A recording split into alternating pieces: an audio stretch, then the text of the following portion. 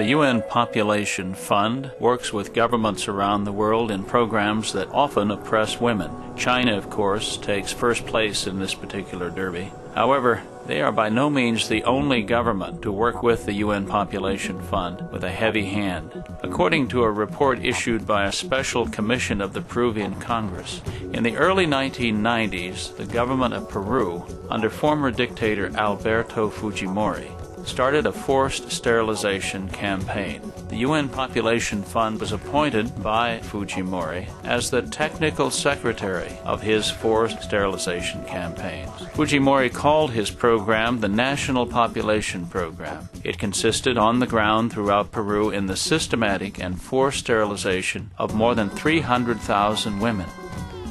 Mobile sterilization teams would go around the country holding so-called ligation festivals aimed at rural women and particularly at minorities. All this for the sake of an overpopulation problem that never really existed.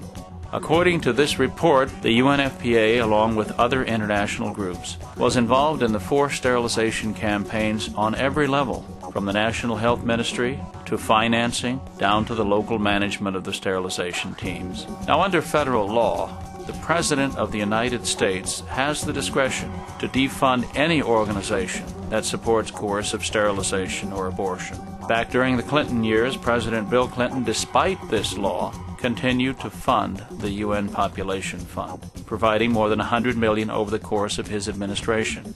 PRI's own investigations, which we carried out in Peru in 1998 and again in 1999, confirmed the human rights abuses being committed on minority women. Victims of forced sterilization testified in Washington, D.C., that women in Peru routinely are treated like animals by family planning cadres. They were called, quote, beasts and dogs and forcibly sterilized.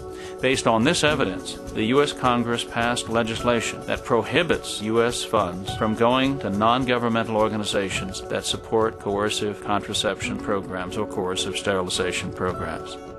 House-to-house campaigns to meet quotas have forced women to undergo sterilizations that have left them dead. These campaigns have been condemned by all elements of Peruvian civil society, except the government.